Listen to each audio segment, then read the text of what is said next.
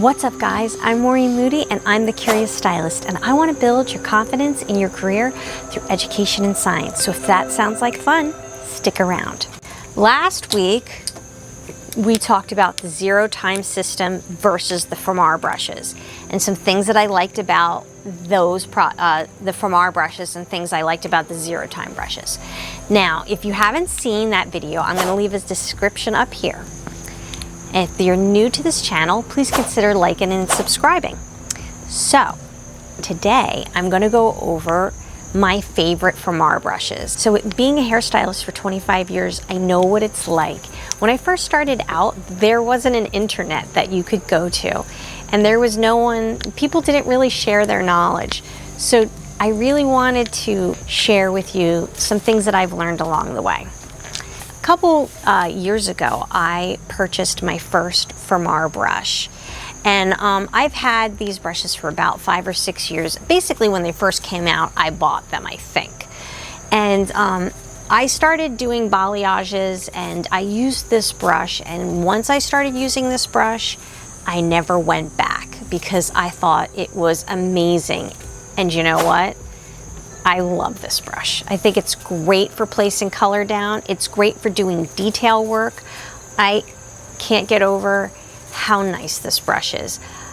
If you use a whisk when you are mixing your color, these brushes will hold their shape for years. I have brushes that are, I think they're gotta be at least 5 years old at the salon that I use, and they have held their shape and don't fall apart. If you use these brushes to mix color, they are going to start to lose their shape and fall apart. But if you take good care of them, they will take care of you. And so I really do think this is worth the investment. I bought this brush a couple years ago, and this is great for when you're doing ombres and you're putting a lot of product down, but not necessarily detail work. I wouldn't suggest this for when you're doing detail work.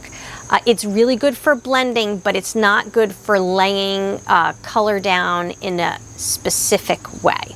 So when you're blending, it works great, but if you're going to do detail work where you're layering the color and trying to build impact without spreading a ton of highlight, lightener at the root, I wouldn't suggest this.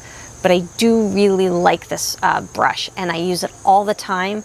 It's a time saver when I'm working with really long hair and I just want to get a lot of product down. This is when I would use this brush.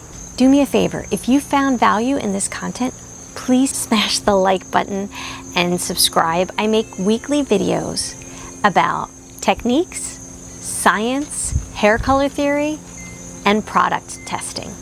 So if that sounds like fun, please stick around. I just love tools, so I bought this brush to start doing my touch-ups, and I love this brush. It gets through the touch-up a lot quicker because it's a little wider, so it covers more ground for that. It is a great touch-up brush. But my favorite brush out of all of them, and I think it is worth every single penny, is this highlighting brush. It's the perfect size. When I do around the hairline, I feel like I'm in complete control, and the tapered edge that it has here is great for putting the color down without over saturating the hair.